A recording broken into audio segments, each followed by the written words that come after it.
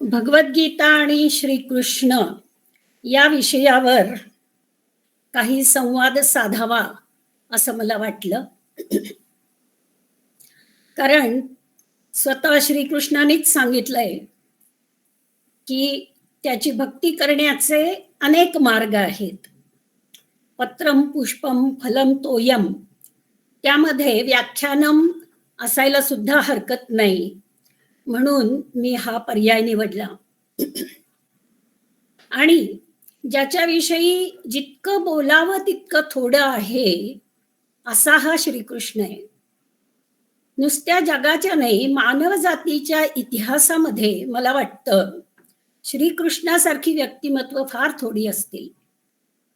आपण पाहूया त्याच्या व्यक्तिमत्वाचे. पूर्ण पुरुष असं जे त्याचं व्यक्तिमत्व आहे, इंद्रधनुषी असं हे जे त्याचं व्यक्तिमत्व आहे, ते आपण पाहूया. म्हणजे आपल्याला हे सर्व माहिती आहेच अर्थात. त्याची आपण उजळणी करूया आज या जन्माष्टमीच्या निमित्तानं. जीवनातल्या सर्व क्षेत्रात त्यानं संचार केलेला आहे आणि तो यशस्वीपणानं केला. आणि आजच्या भाषेत बोलायचं तर तो एक आनंद यात्रीच होता. कला, प्रेम, स्नेह, म्हणजे यातल्या छटा आपल्याला माहिती आहेत वेगळ्या वेगळ्या, या सर्वांना माधुर्य देणारा असा हा श्रीकृष्ण. त्याचं बाल्य गोकुळात गेलं. त्या बाल्यामध्येही त्यानं आपल्या खोडकरपणानं सगळ्यांना आनंद दिला. गोपालन ही ती संस्कृती होती. त्या संस्कृतीमध्ये त्यानं गाई गुरांचं तर रक्षण, जतन, संवर्धन केलंच, पण त्याच्या जोडीला गोकुळातल्या लोकांना वेगवेगळ्या गोष्टी शिकवल्या असं म्हणायला पाहिजे. म्हणजे उदाहरणार्थ इंद्राची पूजा करण्यापेक्षा ज्या गोवर्धन पर्वतामुळे आपल्याला इतक्या गोष्टी मिळतात त्याची पूजा करा असं त्यानं सांगितलं. आणि इंद्राला क्रोध आल्यानंतर त्यानं आपला जो काही विचार होता तो सोडला नाही. आणि कथेमध्ये असं आहे की त्यानं गोवर्धन बोटावर धरला, याचा अर्थच असा की त्यानं इंद्राला माघार घ्यायला लावली. बासरी निवडली त्यानं, वीणा नाही. तो जमिनीवरचा माणूस आहे आणि भूमीशी नातं असलेला माणूस आहे, कृषी संस्कृतीचा. त्यामुळं त्यानं बासरीच्या त्या लाकडाच्या वेळूच्या तुकड्यामध्ये प्राण भरले. नुसती माणसं नाही, गुरं, पक्षी, इतर प्राणी सर्व त्याच्या त्या बासरीनं मोहित होत होते. त्याच्या रासलीलेमध्ये नृत्याचा समावेश होता. आणि याच वेळेला दुष्टांचं मर्दन करण्याचं त्याचं जे व्रत त्यानं पुढं पाळलं ते त्या किशोर वयात, कुमार वयात सुद्धा केलं. कालिया नागाचं मर्दन करून त्यानं गोकुळाला एका संकटातून सोडवलं. या बाल्याच्या पुढच्या अवस्थेत म्हणजे योद्धा, कुस्ती, मल्लविद्या, धनुर्धारी सर्वच त्याच्यामध्ये आहे. सर्व गुणांनी संपन्न, घोड्यांना ओळखणारा आणि ज्याला घोडेही ओळखत होते असा तो अश्वहृदय विद्या जाणणारा होता. त्याचं सारथ्य तर गीतेच्या मुखपृष्ठावर सर्वत्र दिसतंय आपल्याला. आणि अर्जुन त्याच्या सारथ्यामुळं अर्जुन तरला, तगला. व्यवहार, राजनीती, युद्ध हे सर्व त्याच्याकडं होतं.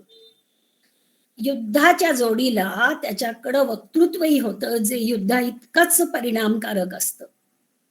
वैभवशाली अशा द्वारकेचा तो राजा होता, पण राजपदावर मात्र त्यानं आपल्या पित्याला वसुदेवाला बसवलेलं होतं. आता प्लेटोनं आपल्याला माहिती आहे काही द्वंद्व सांगितली होती की रसिक, कलावंत आणि तत्वज्ञ यांच्यामध्ये द्वंद्व असतं असं तो म्हणाला. म्हणून तर त्यानं कवींना आपल्या राज्यात नको म्हणून सांगितलं होतं. राजा आणि तत्वज्ञ म्हणजे त्याच्या मते राजानं तत्वज्ञ असावं आणि अर्थात तत्वज्ञानं राजा असावं. आणि तत्वज्ञ ते प्लेटोनं नाही सांगितलं, पण आपल्याला माहिती आहे की तत्वज्ञ सहसा फार हसत नाहीत, जास्तीत जास्त स्मितहास्य करतात. पण हा कृष्ण लहानपणापासून जो खेळकर खोडकर होता, तो खेळकरपणा त्यानं जन्मभर जपलेला होता. असा हा धर्मज्ञ, नीतिज्ञ असा योगेश्वर, अशा या श्रीकृष्णाच्या आयुष्याबद्दल आपण आणखी विचार करूया. त्याचं मोठेपण एवढं की त्याचा प्रभाव चिरंतन आहे. आणि आज आपण काय गाणी, चित्रपट जे काही पाहिलं असेल त्यात तो होताच. कारण भारतीय भावविश्व, विचारविश्व, गीत, संगीत, साहित्य, शिल्प, चित्रकला या सर्व कलांच्या मध्ये श्रीकृष्ण भरून राहिलेला आहे. आणि तत्वज्ञान तर त्यानं भारतीय तत्वज्ञानाचा गाभा पकडलेला आहे. आणि त्यामुळं केवळ भारतातच नव्हे तर विश्वामध्ये त्याची पूजा केली जाते अनेक ठिकाणी. इस्कॉनच्या मुळं जगातल्या कित्येक देशांच्या मध्ये श्रीकृष्णाची पूजा केली जाते. आता हा श्रीकृष्ण अनेक प्रकारे ओळखला जातो. म्हणजे विष्णू या देवतेचं अवतरण अशा प्रकारे त्याच्याकडं पाहिलं जातं. स्वर्गीय दैवी अवतरण म्हणजे तो स्वर्गातून खाली आला. दुसरा पाहण्याचा दृष्टिकोन असा आहे की नाही, तो स्वर्गातून नाही खाली आला, आरोहण चमत्कार रहित अशा पृथ्वीवरून मानवी अशा जीवनातून त्याचं स्वर्गाकडं आरोहण झालेलं आहे. आता यातलं कोणतं रूप स्वीकारायचं हा ज्याच्या त्याच्या मानसिकतेचा प्रश्न आहे. पण ते करताना आपण एवढं लक्षात घ्यावं की ही जी त्याची देवता तुल्य असं तरल एक व्यक्तिमत्व आहे, त्याच्या जोडीला त्याचे पाय जमिनीवर घट्ट आहेत आणि समर्थ अशा प्रकारचं त्याचं व्यक्तिमत्व आहे. मला वाटतं या श्रीकृष्णाचा बासरी नसलेलं चित्रही पाहिलं असेल कदाचित, पण प्रसन्नता नसलेलं त्याची मुद्रा ही कधीच कुणीच पाहिली नसेल. सदैव चिरंतन असं स्मितहास्य त्याच्या चेहऱ्यावर आहे. आनंद यात्री असाच आहे तो. आणि आता त्याची गीता मी भगवद्गीता आणि श्रीकृष्ण असं शीर्षक दिलं. या श्रीकृष्णानं सांगितलेली ही जी गीता आहे, ती गीता त्याच्या इतकीच महान आहे. या गीतेचा संदेश वैश्विक आहे. भारतीय प्रस्थानत्रयीमध्ये गीतेचं स्थान आहे. हिंदू धर्माचा तो प्रमाण ग्रंथ आहे. आणि आपल्याला माहिती आहे महात्मा गांधी, लोकमान्य टिळक, स्वातंत्र्यवीर सावरकर आणि कित्येक स्वातंत्र्य योद्ध्यांना गीता ही पूजनीय होती. अनेक क्रांतिकारक हातात गीता घेऊन फासावर हसत हसत गेलेत हे आपल्याला माहिती आहे. स्वामी विवेकानंद, योगी अरविंद यांनी या गीतेवर पुष्कळ लिहिलेलं आहे. ॲटम बॉम्बचा जनक ओपनहायमर किंवा आईन्स्टाईन सारखे शास्त्रज्ञ आणि पाश्चात्य अनेक लेखक, कार्लाइल वगैरे सारखे, यांनी गीतेला स्पर्श केलेला आहे. वॉरन हेस्टिंग्स, रॉबर्ट क्लाइव्ह म्हणजे ईस्ट इंडिया कंपनी इथं प्रस्थापित होत असताना आणि राणीचं राज्य प्रस्थापित होत असताना या राजनीतिज्ञांनी गीतेकडं पाहिलेलं आहे. बर्ट्रांड रसेलचं एक वाक्य त्याच्या हिस्ट्री ऑफ वेस्टर्न फिलॉसॉफी मधलं माहिती असेल आपल्याला. सर्व जगातली आणि एकूण मानवाचा या पृथ्वीवरचा भोग आणि भागधेय पाहून तो म्हणतो, all this is very sad but there is a way out and it was discovered in India. अरब प्रवासी अल्बेरुनी आणि नावं घ्यावी तेवढी थोडीच आहेत. अशी ही गीता ही महान आहे. या गीतेमध्ये त्याचं वर्णन आपल्याला माहिती केलं जातं की सर्व उपनिषद या गायी आहेत आणि या गोपाल नंदनानं त्या सर्व उपनिषदांच्या गायींचं दोहन करून ही गीता रचलेली आहे. म्हणजे याचा अर्थ ही गीता महान आहे, हा श्रीकृष्ण महान आहे, हे दोन्ही महासागर आहेत. आणि मी शीर्षक दिलंय की भगवद्गीता आणि श्रीकृष्ण. म्हणजे हे जरा अतिच होतंय. पण मला नम्रपणे असं म्हणायचंय, की मी फक्त या महासागरांच्या एखाद्या जलबिंदूवरच लक्ष केंद्रित करणार आहे. महासागराचं याहून जास्त रूप कवळण्याचा माझा अधिकार नाही आणि मी ते करणारही नाहीये.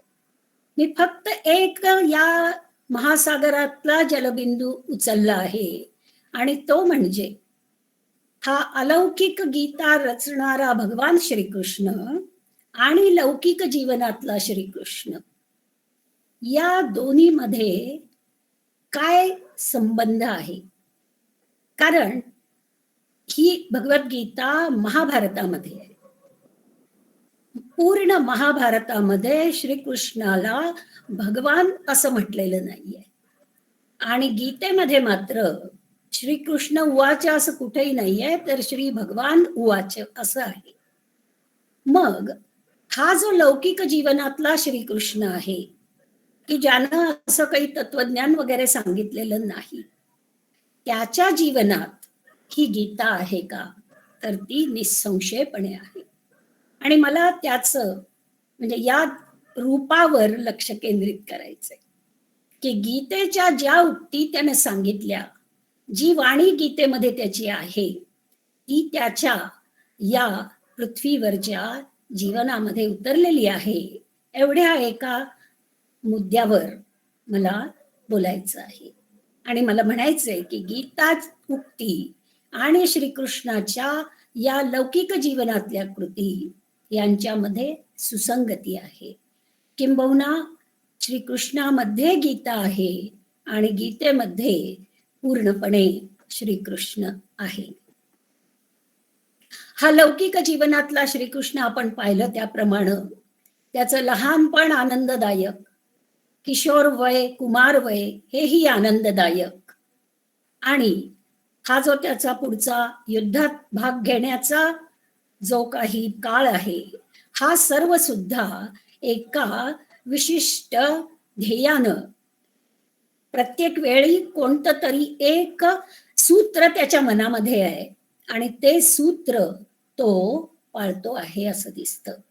तर त्याचे तपशील आपण पाहूया. म्हणजे एक असं, की हा जो रसिक कलावंत असा श्रीकृष्ण आहे, त्यामुळं त्यानं गीता सांगितली नाहीये, गायली आहे. तत्वज्ञान सहसा सांगितलं जातं किंवा रचलं काव्यामध्ये तर ते पद्य असतं, गीत नसतं. पण हे फारच थोड्या ठिकाणी सापडेल, की हे तत्वज्ञान गायलं गेलंय आणि ती गीता तो जगला आहे स्वतः. आता आपल्याला माहितीये, की गोकुळात त्याच्या बासरीनं मानवाना, गाई गुरांनाही मोहिनी घातली.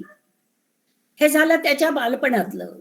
महाभारतामध्ये व्यास म्हणतात, त्याचा आवाज वीणेच्या स्वरासारखा होता.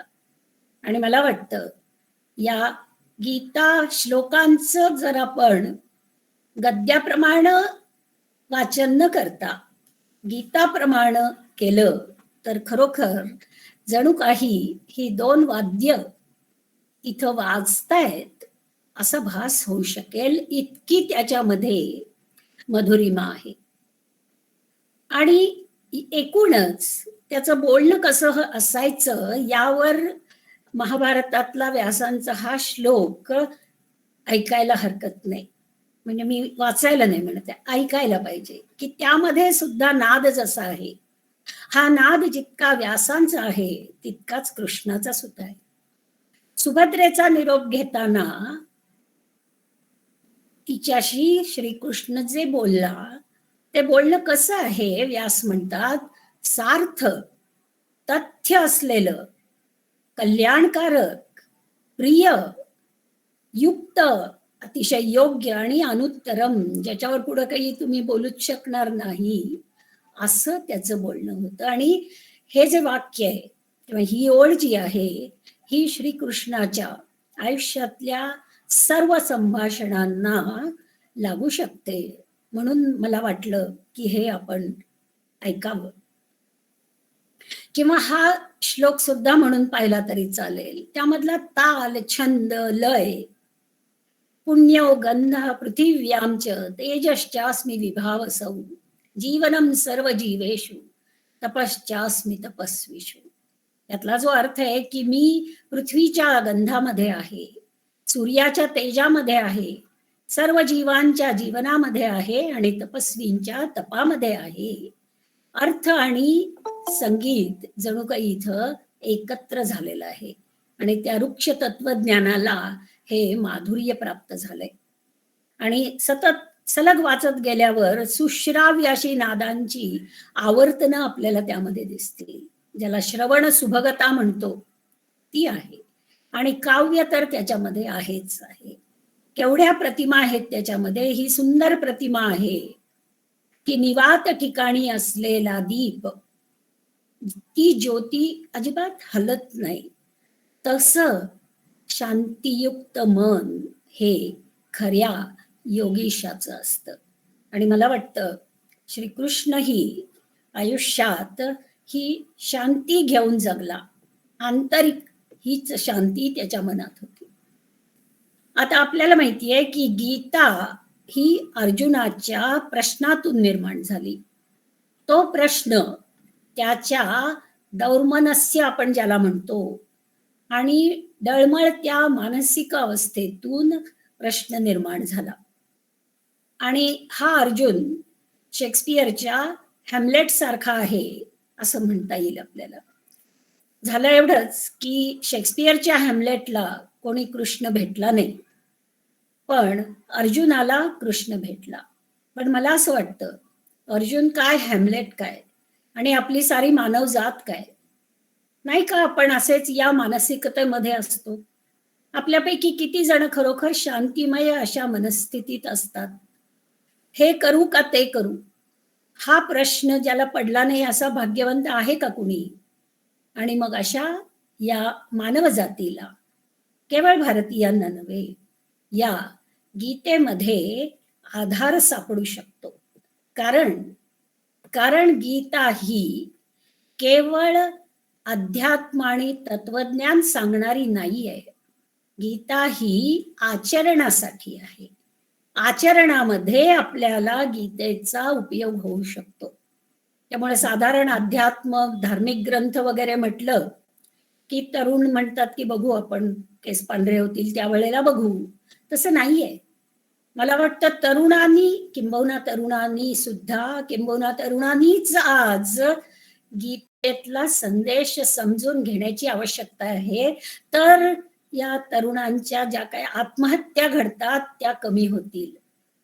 गीतेनं ऐहिकामध्ये अध्यात्म शोधलेलं आहे आणि गीतेचा मध्यबिंदू, केंद्रबिंदू आपल्याला माहितीये, जो लोकमान्य टिळकांनी पकडलेला आहे गीता रहस्यामध्ये, कर्मयोग. हा कर्मयोग का महत्वाचा? कारण माणसाला कर्म हे अपरिहार्य आहे. तो जो श्लोक आहे की नाही कश्चित क्षणमपि जातु तिष्ठति अकर्मकृत.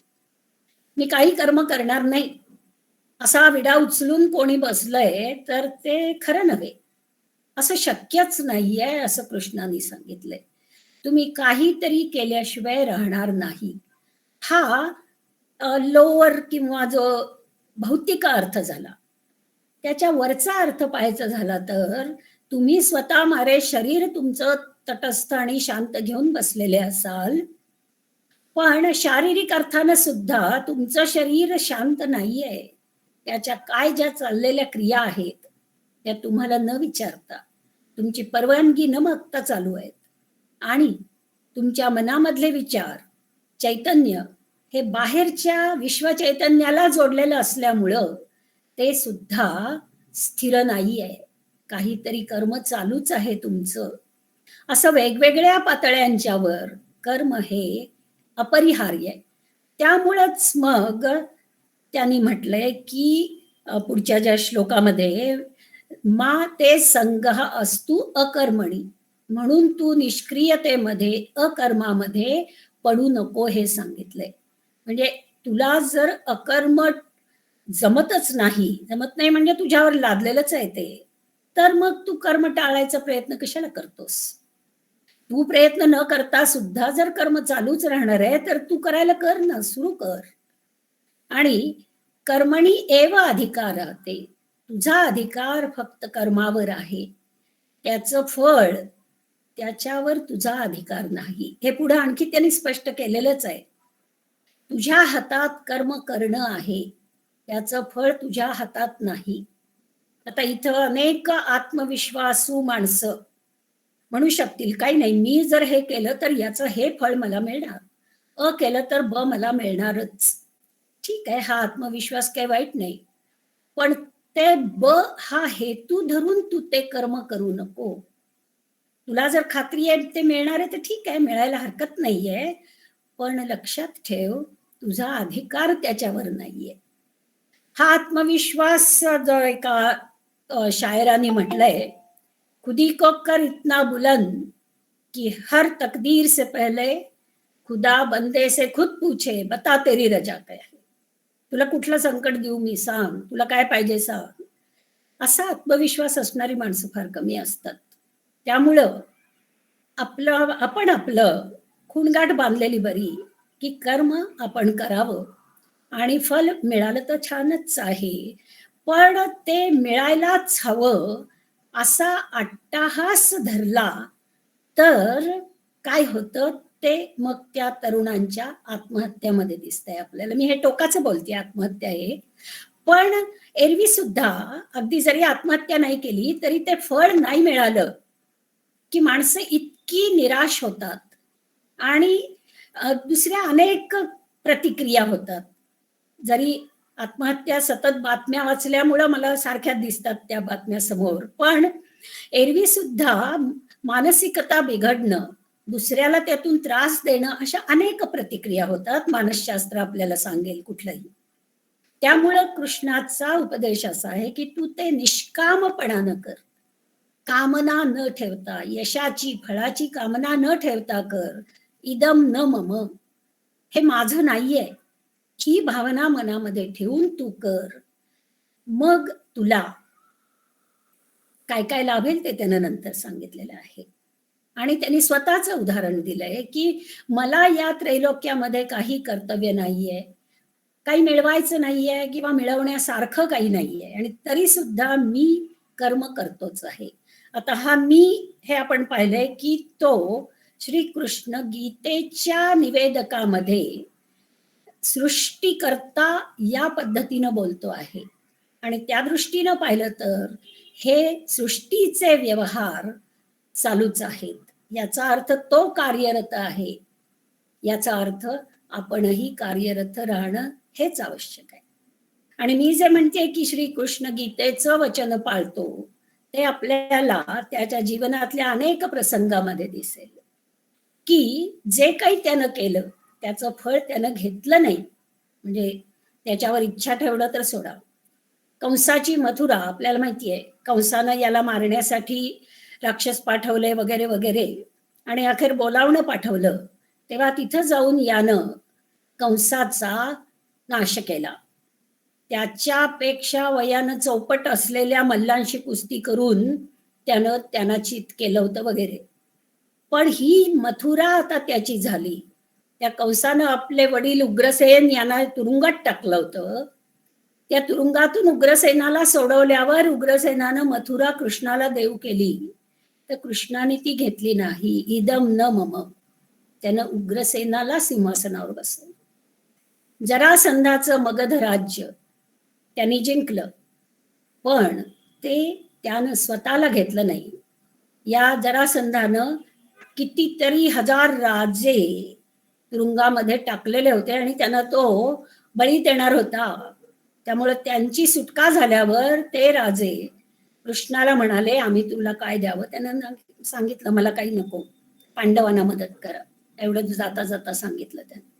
आणि ते राज्य त्यानं जरासंधाचा मुलगा सहदेव याला स्वाधीन करून टाकलं. पांडवांचं इंद्रप्रस्थ वसवण्यामध्ये सिंहाचा वाटा त्याचा होता, पण त्यानं त्यातला कणही घेतला नाही. हे जे इदम न मम, हाच निष्काम कर्मयोग आहे. तो त्यानं शिकवला गीतेमध्ये आणि स्वतः सुद्धा त्याचं पालन केलेलं आहे. गीतेमध्ये त्यांनी म्हटलंय लोकसंग्रहम एव कर्तुम अर्हसी. आणि हा लोकसंग्रह करण्यामध्ये कृष्णाचा हात कोण धरणार?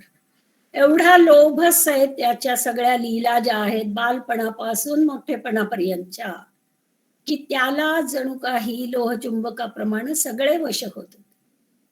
गुराख्यांच्या पासून भीष्म द्रोणासारखे वयस्कर असे ऋषितुल्य आणि ऋषी हे सर्वजण श्रीकृष्णाच्या चरणाशी लीन होते. आणि त्यानं जे जे त्याच्या सहवासामध्ये होते त्यांच्या कल्याणासाठी प्रयत्न केला. केवळ लोकांचा संग्रह नाही केला, त्यांना आधारही दिला. हे जे कर्म असतं त्यांनी सांगितलंय की कर्म कुठलंही लहान नाही आणि मोठं नाही. आणि त्यामुळं घोड्यांना खरारा करण्याचं काम श्रीकृष्ण स्वतः करायचा. म्हणजे हा सम्राट पदावरचा माणूस, त्यानं जरी ते पद घेतलं नसलं तरी, आणि तो आपल्या घोड्यांचा खरारा करायचा, याचा अर्थ हाच होता की कुठलंही कर्म कमी नसतं, ते श्रेष्ठच असतं.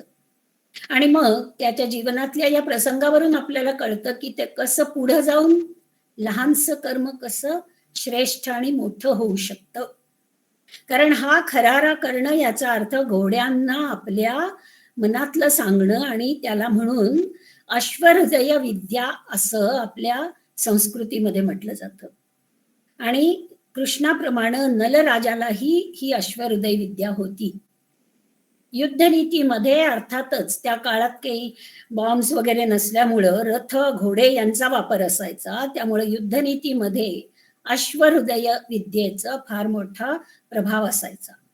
आणि घडलेला एक प्रसंग म्हणजे आपल्याला जयद्रथाची गोष्ट माहितीच आहे, की सूर्यास्त व्हायच्या आत अर्जुनाला जयद्रथाला मारायचं होतं. आणि सूर्य तर अस्ताला चाललेला होता आणि ढग आलेले होते. तेव्हा कृष्णानं या अश्वहृदय विद्येनं वाटेतल्या सगळ्यांना बाजूला सारत सूर्य मावळण्याच्या आत अर्जुनाला जयद्रथापर्यंत नेऊन पोचवलं. म्हणजे कुठलंही कर्म लहान नसतं, ते मोठं असतं. त्याचा मोठेपणा आपण ओळखला पाहिजे.